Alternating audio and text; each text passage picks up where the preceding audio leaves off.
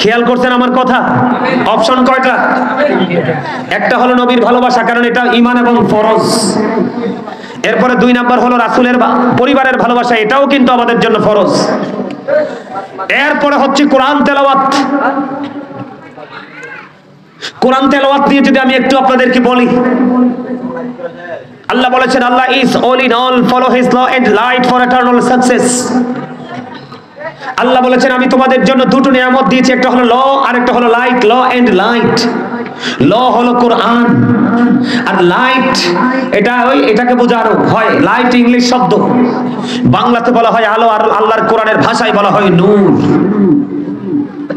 তোমরা দুটোকে আঁকড়ে ধরো, তাহলেই তোমাদের জীবন কি হয়ে যাবে? রঙিন। অন্ধকার তোমাকে হাজার জনম চেষ্টা করলো, অন্ধকার তোমাকে কি করতে পারবে না? টাচ করতে পারবে না। আল্লাহ কবুল করে নিক, জোরে বলেন আমিন। আর জোরে। এখন আজকে আমাদের মাঝে অন্যায় অপরাধের দিকে ধাবিত হচ্ছে, পবিত্র কাজের দিকে দেখবেন। ভালো যে ব্যক্তিটা ভালো ন্যায় পরায়ণতার সাথে কাজ করে, ওই ব্যক্তির বক্তব্য কিন্তু সহজে ভাইরাল হয় না। খারাপ একটা কথা বলে দেখেন, তাৎক্ষণিকভাবে কি হয়ে যাবে?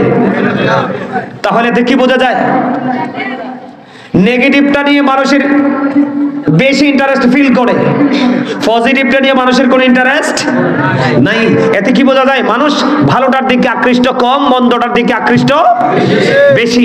তাহলে এই জায়গাটাই গ্যাপটা কেন তৈরি হলো? এই গ্যাপটা তৈরি হয়েছে আল্লাহ রাসূলের আদর্শ আপনার আমার মাঝে না থাকার কারণে। আমি যদি আপনাদেরকে বলে, বিশেষ করে যুবক ভাইদেরকে বলছি,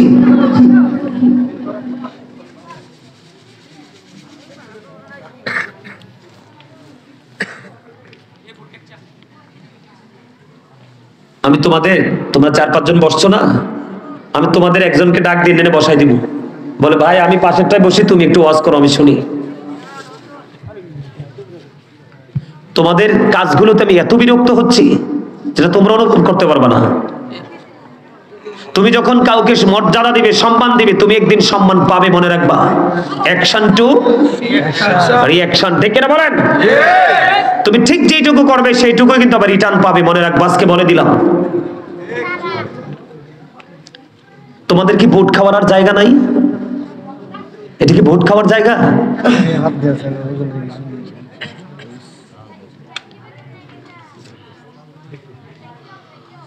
এই যে এইদিকে তো কতগুলো চাক বাঁধা একবারে ছাতক পাখির মতো ইয়াং ম্যানরা বসে আছে। এদের যে মানসিকতা, এদের যে দৃষ্টিভঙ্গি, আমি আপনাদেরকে বলে দিতে চাই, আমাদের আজকে এই যে এই জায়গাটা, আমি যে বারবার একটা জায়গাতে আনার চেষ্টা করতেছি, আসতেছে না। তার কারণ আসবে কি করে? সে তো সকাল টু সন্ধ্যা 1 বছর থেকে 15 বছর পর্যন্ত সে শুধু ইহুদিদেরকে দেখে আসছে। জুম্মার দিন তেমন একটা নিয়ামতের দিন, জুম্মার দিনে পর্যন্ত মানুষ সবার পরে মসজিদে যায়। কথা বলেন ঠিক না ঠিক? আপনি শিখবেনটা কোত্থেকে বলেন তো? মাহফিলে আসলে সবার পরে, জুম্মার দিনে গেলেও সবার পরে, ঈদের নামাজে গেলেও সবার পরে, আপনি শিখবেনটা কি? কারণ আপনি ওই জায়গার মজা বুঝেন না, এই জন্য আপনি ওখান থেকে কিছু মজা নিতেও পারেন না। আর যিনি বুঝেছে, ওনার জীবনটাই কি হয়ে গেছে? ধন্য হয়ে গেছে। আল্লাহ আমাদের সবাইকে আল্লাহর প্রিয় বান্দাদের অন্তর্ভুক্ত করে নিক, সকলে বলুন আমিন। আমি আপনাদেরকে বলি, এদিকে তাকান, এই আমরা কিন্তু সফল হতে পারি নাই, কিন্তু আমাদের নবীকে কি বলেছে? আমেরিকার গবেষক মাইকেল এইচ হার্ট তিনি বক্তব্য দিয়েছে, the 100 A ranking of the most influential person in the history. আমেরিকার গবেষক মাইকেল এইচ হার্ট তিনি বলেছেন 100 জন প্রভাবশালীর তালিকা তিনি করেছেন। তিনি 100 জন প্রভাবশালীর তালিকা করে তিনি ইনফ্লুয়েন্সিয়াল দ্বারা আপনার আমার প্রাণের নবীকে শ্রেষ্ঠ প্রভাবশালী হিসেবে আখ্যায়িত করেছে। আমরা কি সেই নবীর উম্মত না? আমাদের সেই নবীর কারণে আমাদের দাম কি সবার চাইতে বেশি না? মুসা নবী বলেন, ঈসা নবী বলেন, পৃথিবীর বুকে যতগুলো নবী রাসূল এসেছে বন্ধু, 1,24,000 নবী রাসূলের মধ্যে সকল নবীর চাইতে আখিরি নবীর উম্মতের দাম সবচেয়ে বেশি। আখিরি নবীর উম্মত, তার মানে আমরা যতক্ষণ না পর্যন্ত জান্নাতে কদম না দিব, ততক্ষণ পর্যন্ত অন্য নবীরা জান্নাতে যাওয়ার বৈধতা পাবে না। আপনারা জানেন কিনা জানি না, মুরব্বীরা হয়তো জানেন, শাহপুর দরবার শরীফের পীর সাহেব কেবলা ছিলেন ডক্টর আহমদ পেয়ারা বাগদাদি। জানেননি আপনারা? নাম শুনছেন? উনি বুশরা ইউনিভার্সিটির লেকচারার ছিলেন। ওনার ধর্ম প্রচারটাই ছিল ইহুদিদের দেশে। অসংখ্য কিতাব তিনি লিখেছেন। ওনার কিতাব ঘেটে আমি চমৎকার একটা নিউজ পেয়েছি। উনি বলেছেন, of all the great religious personalities of all prophet, Muhammad রাসূলুল্লাহ সাল্লাল্লাহু আলাইহি সাল্লাম ওয়াজ দ্য মোস্ট সাকসেসফুল। জোরে জোরে বলেন না সুবহানাল্লাহ। মানে পৃথিবীর বুকে যত নবী রাসূল এসেছে, সকল নবী রাসূলের মধ্যে রাজনীতি থেকে ইমামতি, ইমামতি থেকে রাজনীতি পর্যন্ত প্রত্যেকটা জায়গায় আপনার আমার নবী সফল। সুবহানাল্লাহ। আজকে আমরা কি সফল নাকি ব্যর্থ? আমরা বিকট ভাবে ব্যর্থ। এই ব্যর্থতার দায় কিন্তু আপনি আমি কাউকে দিতে পারবো না, কারণ Allah doesn't wrong his slave, we are the ones who do রং।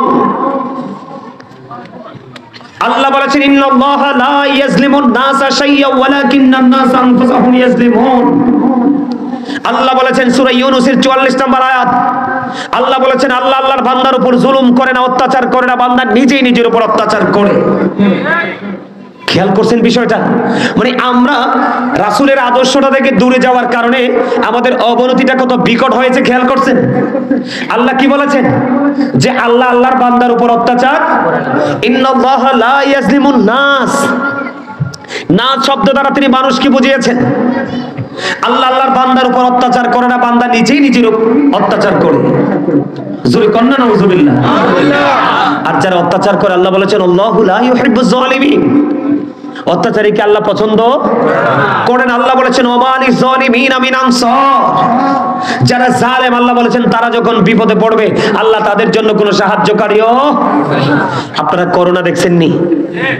আমার সামনে আমার বাসার মালিক মারা গেছে করোনার সময়। বিশ্বাস করেন, সন্ধ্যার সময় ওনার একটা বাচ্চা ফোন দিল, হুজুর বাবার করোনা পজিটিভ। তাই কয়, হুজুর বাসায় রাখবো না, হসপিটালে নিব। আমি কোনার তো অনেক সাইড এফেক্ট আছে, হসপিটালে নিয়ে যান। বিশ্বাস করেন, খবর পাইছি মাগরিবের কিছুক্ষণ আগে। টাকার অভাব নাই, দুইটা ছেলেই বাহিরে বউ নিয়ে থাকে, ওনাদের বিজনেস আছে। বাবা ছুটিতে আসছে দুবাই থেকে, বাবা ছুটিতে আসছে। মানে মানুষের মৃত্যুটা কত দূরে, আবার মৃত্যুটা কত কাছে, খেয়াল করেন।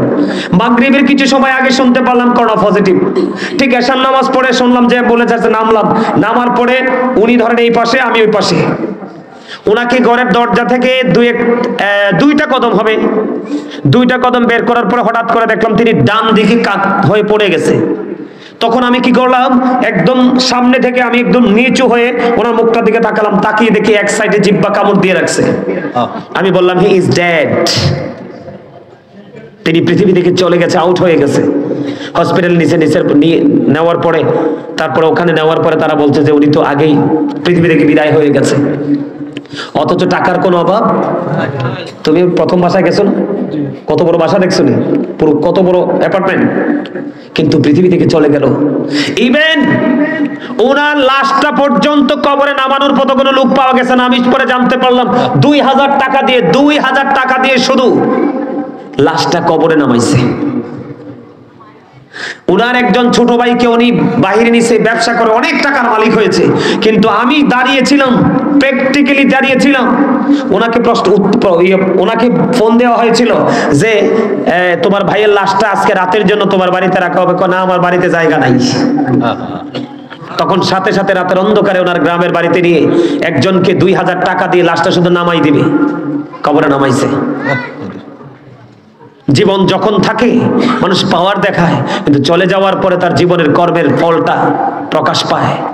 আমি তোমাদেরকে আজকে পড়াইতে এসেছি, ক্লাস করাইতে আসছি। তুমি কি বলো, আমেরিকার মতো দেশ, ওখানকার গবেষক বলে আমার নবী নাকি সবচেয়ে শ্রেষ্ঠ প্রভাবশালী। ডক্টর আহমদ পেয়ারা বাগদাদি বলেছেন 100 জন প্রভাবশালীর তালিকা করলাম। গোটা পৃথিবীর মধ্যে যত নবী রাসূল এসেছে, সকল নবী রাসূলের মধ্যে মোস্ট সাকসেসফুল আপনার আমার প্রাণের নবী। এই জন্য আমি বুকে হাত দিয়ে বলে, I am very successful person.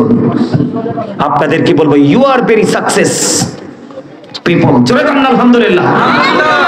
আমি আসার পরে তো ভাবলাম মানে গত বছর তো অনেক সাজানো বাগান দেখলাম, এবার তো এসে দেখি মানুষ নাই। এখন দেখতেছি যে না, আসলে সবার হৃদয়ে কি আছে? প্রেম আছে, ভালোবাসা আছে। আমরা সর্বশেষ এই ভালোবাসা নিয়ে থাকবো। এমনও হতে পারে আজকের এই মাহফিল আপনার আমার জীবনের শেষ, হতে পারে না? আবার এমনও হতে পারে আজকেরই মাহফিল আপনার আমার নাজাতের জন্য উসিলা, কারণ আল্লাহ বলেছেন ওয়াবতাগু ইলাইহিল উসিলা। কয়টা বাজে দেখছো নি? সময় কি কম গেছে? তোমরা কিন্তু গুরুত্ব দিয়ে কথাগুলো নিচ্ছ না। সবাই কি বলছি না, দু চারজন ম্যাক্সিমামই মনোযোগ আছে। আমি তোমাদেরকে আবারও বলছি, মন দিয়ে কথাগুলো শোনো। চাইলেও কিন্তু আগামীকালকে এটা সম্ভব। আপনারা কি এই কাজগুলোর প্রতি আগ্রহী কিনা বেশি? ওমা, এই যে আজকের মাহফিলটা হয়েছে এটার পক্ষে না আপনারা সবাই? অনেক আগ্রহ আছে না? পাশের বাড়িতে আরেকজন করতে চাইলে তাকে সাপোর্ট দিবেন তো? দিবেন? আপনাকে আল্লাহ, আমাকে আল্লাহ এইটার জন্যই পৃথিবীতে পাঠাইছে। একজন আরেকজনের সাথে শত্রুতা পোষণ করা, মারামারি করা, মানে একজনের সাথে একজনের ডিসটেন্স তৈরি করার জন্য না, আমরা মিলেমিশে থাকার জন্য। আল্লাহ কোরআনে কি বলেছে? কুনতুম খায়রা উম্মাতিন উখরিজাত লিন-নাসি তা'মুরুনা বিল মা'রুফ ওয়া তানহাউনা আনিল ফাহশাই ওয়াল মুনকার। জোরে কোন আল্লাহু আকবার। আর জোরে বলেন আল্লাহু আকবার। আমরা হলাম শ্রেষ্ঠ জাতি। কে বলেছে?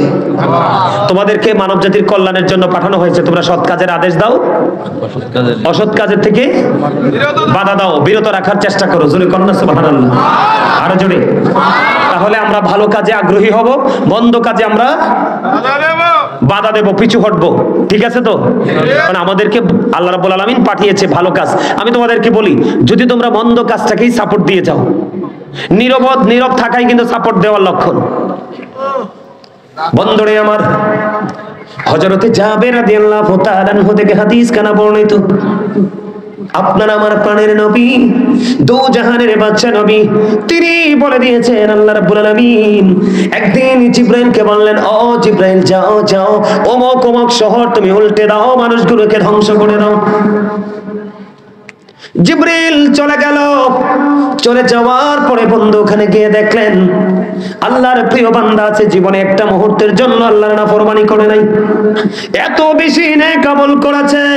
জিবরাইল ডাক দিয়ে বললেন, আল্লাহ তুমি আমাকে পাঠিয়েছো ধ্বংস করার জন্য, এখানে তোমার এমন একজন বুজুর্গ বান্দা আছে, জীবনে কোনোদিন তোমার নাফরমানি করেনি, জীবনে কোনোদিন তোমার কোনো আমল কোনো হুকুম সে অমান্য করেনি। আল্লাহ রাব্বুল আলামিনকে বললেন, আল্লাহ আমি কি তাকে সহ ধ্বংস করে দিব? আল্লাহ বললেন, তুমি তাকে সহ ধ্বংস করে দাও। ও মালিক, সে তো জীবনভর আমল করেছে, তোমার গোলামি করেছে, প্রাণ উজাড় করে তোমাকে ডেকেছে, আমি তাকে সহ ধ্বংস করে দিব। আল্লাহ বললেন, হ্যাঁ তুমি তাকে সহ ধ্বংস করে দাও। কেন? কেন? এই কারণে তুমি তাকে সহ ধ্বংস করে দিবে, কারণ তার সামনে অনেক অন্যায় অনেক অপরাধ হয়েছে, সে কোনোদিন প্রতিবাদ করে নাই। বুঝেন নাই? এটা হাদিস শরীফ। তো আমাদের মধ্যে অনেক মানুষ আছে না, যে অন্যায় দেখলে প্রতিবাদ করে না, আমি তো বেঁচে আছি, কিন্তু আসল বাঁচা এটা না, আসল বাঁচা মরা হচ্ছে ওপারে। আপনার যদি ক্ষমতা থাকে হাত দিয়ে প্রতিহত করবেন, যদি ক্ষমতা থাকে অর্থ দিয়ে প্রতিহত করবেন। আর বলে হুজুর কোনো কিছুই নাই, আপনি অন্তর দিয়ে ঘৃণা করবেন, তাও আপনি ইমানদার হিসাবে। আমার আলোচনা হলো আজকে আমরা নষ্ট হয়ে গেছি, আমরা দুষ্ট হয়ে গেছি, আমরা পথভ্রষ্ট হয়ে গেছি, একটা মাত্র কারণ ধর্মীয় চর্চা না থাকার কারণে। এর মধ্যে গুরুত্বপূর্ণ একটা বিষয় হলো সমাজের মধ্যে বাংলাদেশে বিশেষ করে বাবা মার নির্যাতন বেড়েই চলেছে। বন্ধুরে আমার একজন পাগল ভক্ত আছে, ওনার বাড়ি হলো বগুড়া। অনেক ভক্ত আছে বন্ধু, ছেলেটাকে বেশি দিন হয়নি বিয়ে করিয়েছে। উনি মুরব্বী, উনি আমাকে ফোন দিয়ে বললেন, হুজুর আমার ছেলেটাকে বিয়ে করাইলাম, বেশি দিন হয়নি। ছেলেটাকে বিয়ে করানোর পরে এখন আমার বউ বলে, তুমি যখন চাকরি থেকে ছুটিতে যখন বাড়ি আসবে, তুমি আগে আমার কাছে হাজিরা দিবে, তারপরে তুমি তোমার বাবা মার কাছে যাবে। জোরে কন্যা নাউজুবিল্লাহ। আপনাদের দুলালপুরে এরকম আসেনি? বন্ধু এখন বর্তমানে বাবা মা আরেকভাবে নির্যাতিত হচ্ছে, আরেকভাবে নির্যাতিত হচ্ছে। ছেলে বিদেশের জমিনে বউয়ের নামে বন্ধু অ্যাকাউন্ট করে গেছে, আমাদের আশেপাশে আমি অনেক খবর বন্ধু শুনেছি। আমার মনে হয় আপনাদের দুলালপুরে এরকম মানুষ নাই। ছেলে বিদেশ থেকে টাকা পাঠায়, বাবাকে দেয় না, মাকে দেয় না। বউ বলে আমার ওই দিকে ঋণ আছে, ওই দিকে ঋণ আছে। আসলে আদতে কোনো ঋণ নেই। ও বন্ধু, এই টাকাগুলো বাংলা ভাষায়, আঞ্চলিক ভাষায়, গ্রাম্য ভাষায় এটাকে বলা হয় জোলা। কথা বলেন না কেন? টাকাগুলো ট্রান্সফার করে দিচ্ছে বাবার বাড়িতে। এদিক দিয়ে মা কষ্ট পায়, বাবা কষ্ট পায়। অনেক পুরুষ আছে শ্বশুর বাড়িতে বিল্ডিং পর্যন্ত তুলে দিয়েছে, বাবা মা বন্ধু শুটকি দিয়েও 3 বেলা খেতে পায় না, কাঁচা মরিচের ভর্তা দিয়ে পারে না, শাক সবজি বনলতা দিয়ে বন্ধু খাবার খেতে পারে না। এমন সন্তান আছে না নাই? আল্লাহ আমাকে কয়েকটা দেশ ভ্রমণ করার সুযোগ করে দিয়েছে। কয়েকটা দেশ আমি সফর করেছি বন্ধু। আমি দেখেছি একটা বাবা একটা মা তার জীবনের সর্বোচ্চ দিয়ে সন্তানকে ভালোবেসে মানুষের মতো মানুষ করে দেয়, আর এই সন্তানগুলো পিতা মাতার কলিজার মধ্যে বিরতিহীন ভাবে বন্ধ তীর ঢুকায়। আছে কিনা বলেন? আমি আপনাদেরকে বলবো, আমার মন গড়া কথা বলার অভ্যাস নাই বন্ধু। হাদিস শরীফের মধ্যে এসেছে, একজন এক ব্যক্তি আসলেন, ইয়া রাসূলুল্লাহ, ইয়া হাবিবাল্লাহ, নবী গো, ও প্রাণের নবী, আমার বাবা আমার সম্পত্তিটাকে নিজের মতো করে খরচ করতে চায়। ও দুলালপুরের যুবক, আমার ভাই, আমার বন্ধু, তোমরা সবাই মিলে শোনো। জন এক ব্যক্তি এসে বললেন, ইয়া রাসূলুল্লাহ, ইয়া হাবিবাল্লাহ, নবী গো, ও প্রাণের নবী, আমার বাবা আমার উপার্জিত অর্থ নিজের মতো করে খরচ করতে চাই। ইয়া রাসূলুল্লাহ, আমি এখন কি করব? আপনার আমার প্রাণের নবী একটা ডাক দিয়ে বললেন, শুধু তোমার উপার্জিত অর্থ নয়, তুমি নিজেও তোমার বাবার সম্পদ। এত আস্তে, আরে এত আস্তে ভাইরা, তোমরা আমার ওয়াজটা বুঝো নাই? মানে বাবার কাছে, রাসূলের কাছে জানতে চেয়েছে আমার উপার্জিত অর্থ বাবা কি করতে চায়। মানে মনে হয় যেন এটা ওনার টাকা, উনি নিজের মতো করে খরচ করতে চায়। নবীজি বললেন, শুধু তোমার উপার্জিত অর্থ নয়, তুমি নিজেও তোমার বাবার সম্পদ। বাবা যেমনি চায় এমনি তোমাকে ইউজ করতে পারবে, কিন্তু তুমি জীবনে কোনোদিন না শব্দ ইউজ করতে পারবা না। তুমি তোমার বউয়ের কাছে টাকা পাঠাও, আমার কোনো আপত্তি নেই, তোমার প্রিয় সহধর্মিনী, তোমার জীবন সঙ্গিনী, তোমার সন্তানের ভবিষ্যৎ। কিন্তু বউ যদি বউয়ের মতো হয় বন্ধু, তার কাছে তুমি টাকা দাও। কারণ বউ বাবা মাকে দিবে না, বউর বোনকে দিবে না, বউর ছোট্ট একটা অসুস্থ ভাই আছে ছেলের, তাকে দিবে না, বউ ছেলের বাবা মাকে দিবে না, ছেলের বোনকে দিবে না, ছেলের ছোট্ট ভাইটাকে দিবে না, পড়াশোনার খরচ দিবে না। একমাত্র বউ তার বোনের কিনে ব্যস্ত থাকবে, তার বাবা নিয়ে ব্যস্ত থাকবে। এমন বউ কখনো সভ্য হতে পারে না। এই যুবক, তোমরা খেয়াল করবা, তুমি মোবাইলে তোমার বউকে তুমি 50 টাকা রিচার্জ করে দিয়েছো, কত টাকা? তুমি ডিরেক্টলি না ইনডাইরেক্টলি তুমি তাকে যাচাই করবা। 50 টাকা আমি তোমার মোবাইলে রিচার্জ করে দিলাম, এই 50 টাকা দিয়ে 25 টাকা যদি তুমি দেখো তোমার ভাই বোনের খবর নিয়েছে। বিশেষ করে বোনেরা শ্বশুর বাড়ি থাকে কিনা, ভাই ব্যস্ত থাকে, খবর নিতে পারে না, ওই তোমার ভাবি তোমার ওই বোনের ছোট্ট বোনের খবর নিল কিনা খবর নেবা।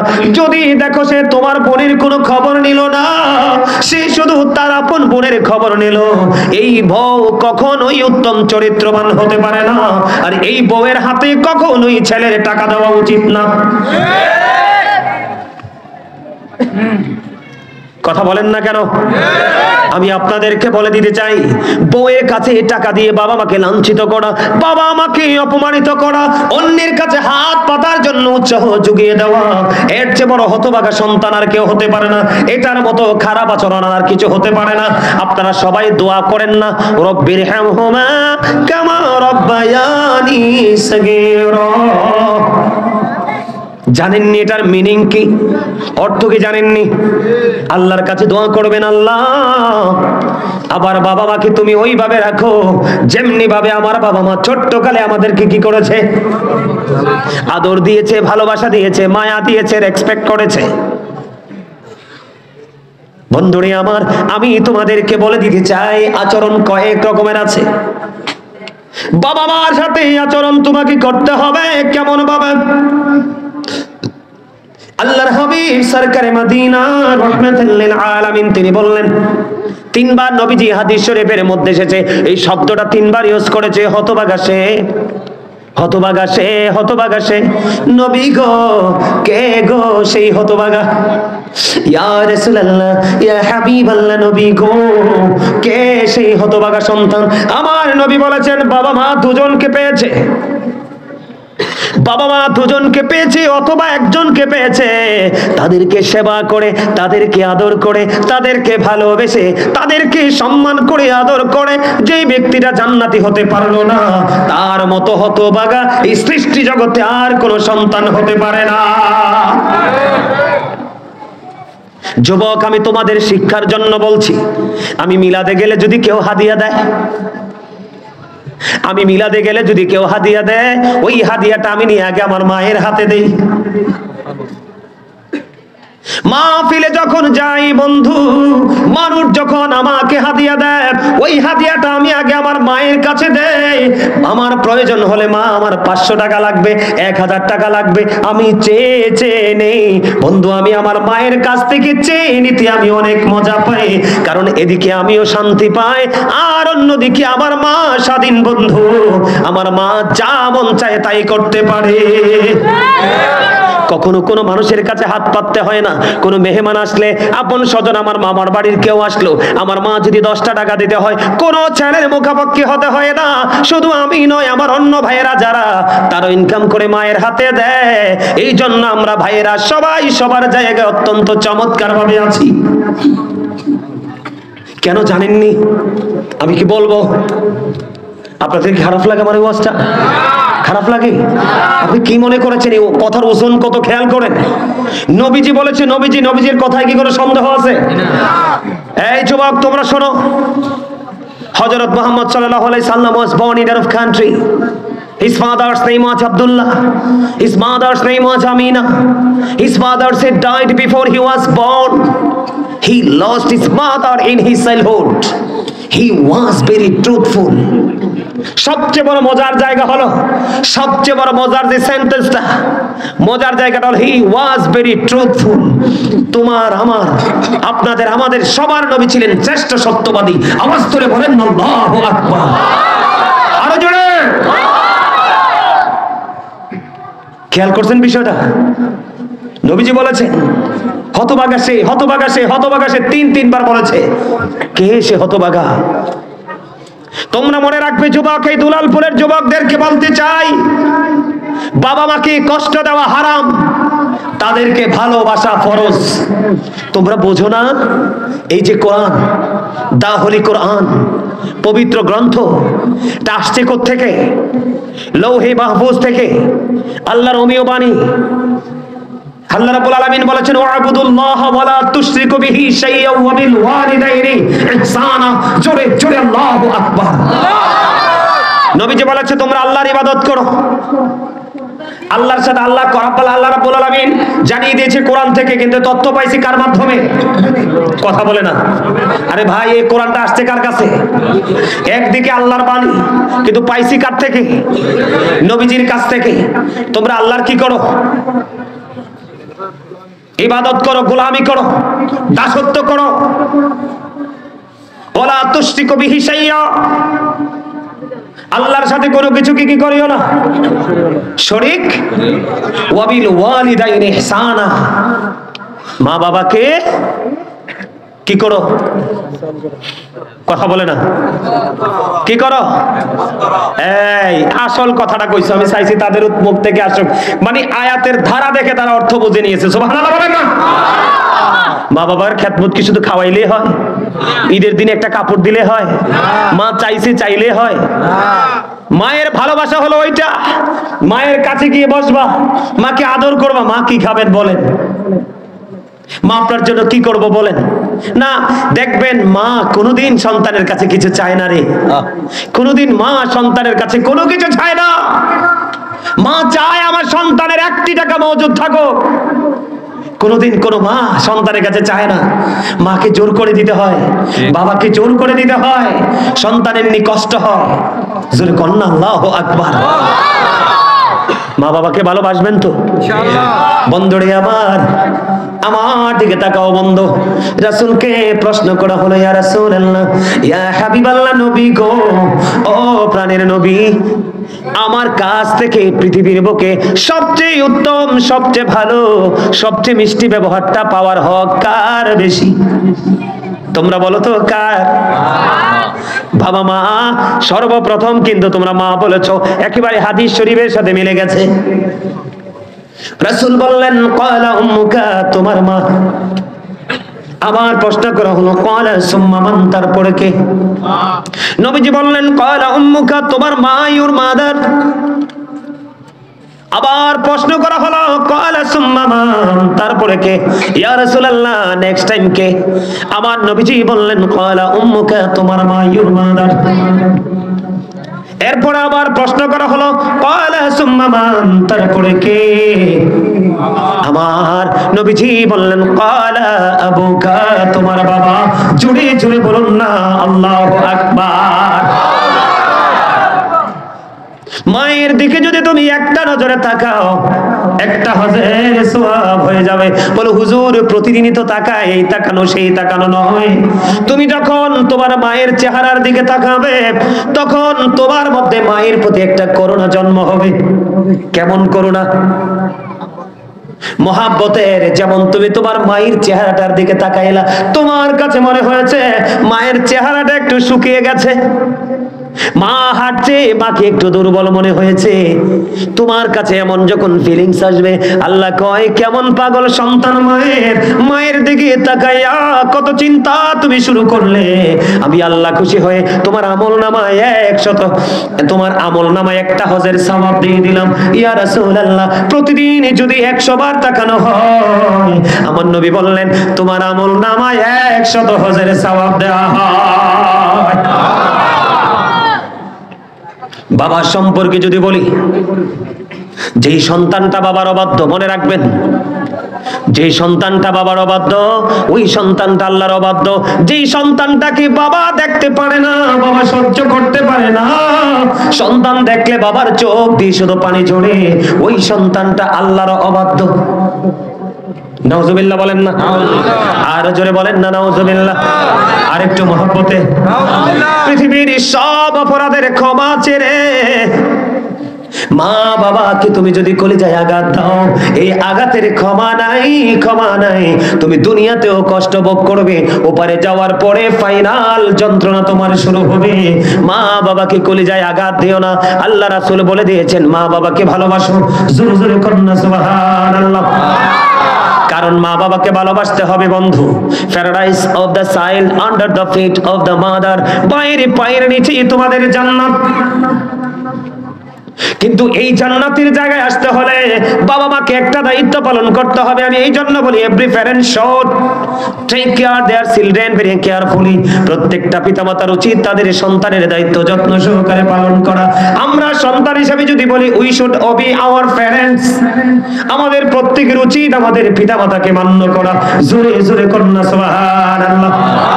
আপনি যখন সন্তানকে সুশিক্ষাটা দিয়ে দিবেন প্রথম দিকে, বন্ধুরে আমার, সন্তানকে যদি আপনি মানুষের মতো মানুষ বানাতে চান, 3টা জায়গা দিতে হবে তাকে। কয়টা জায়গা?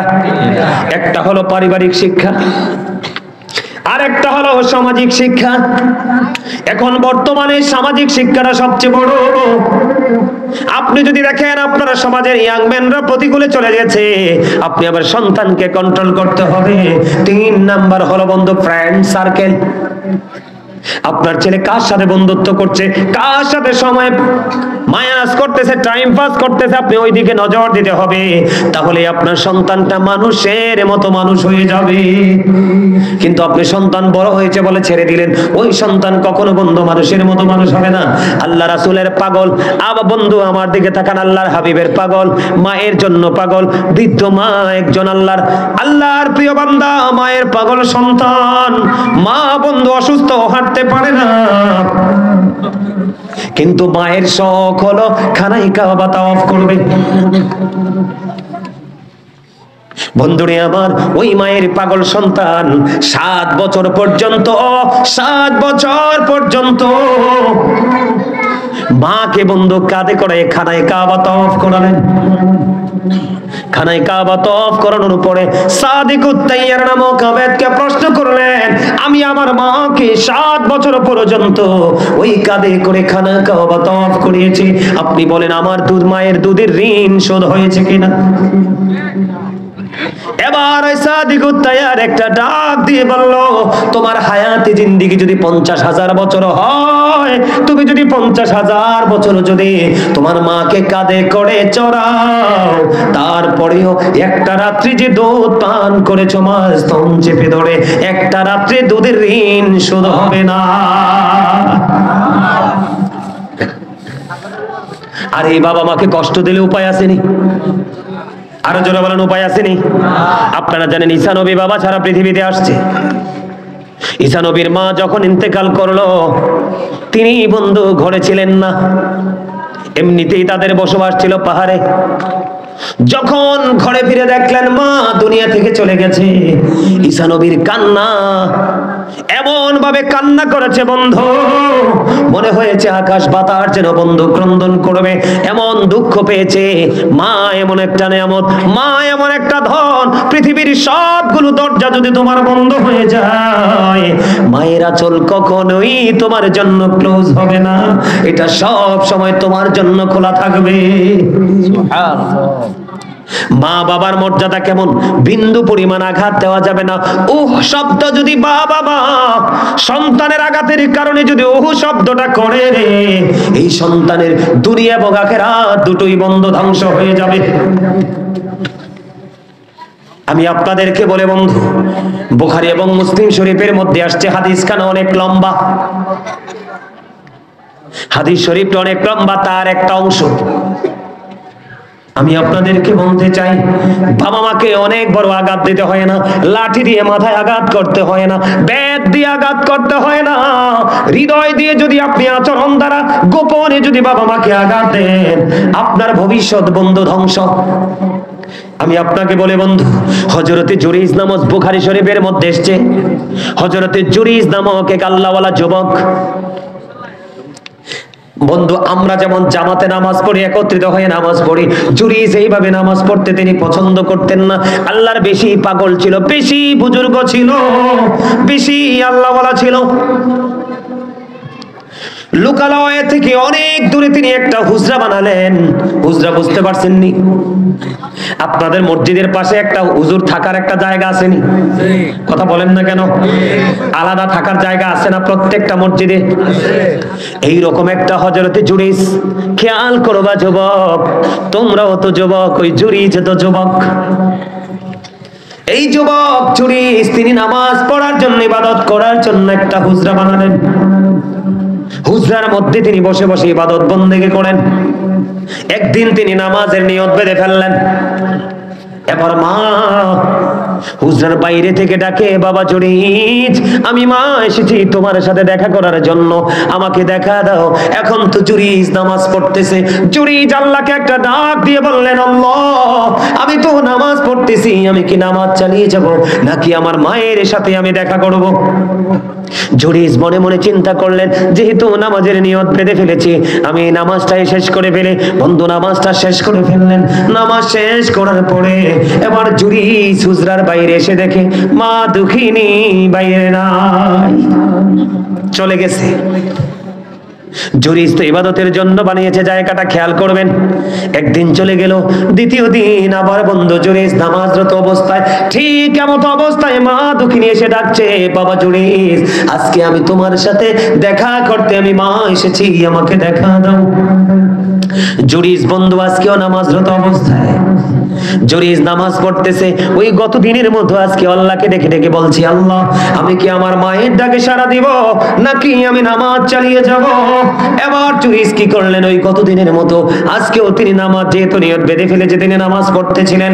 নামাজ পড়তে পড়তে বের শেষ করে বাইরে এসে দেখে আজকেও মা নাই। মা আজকেও এখানে নাই, মা চলে গেল। মা যখন চলে গেল বন্ধু, 2 দিন চলে গেল, তৃতীয় দিন আবার মা এসেছে হুজরাতে দেখা করবে।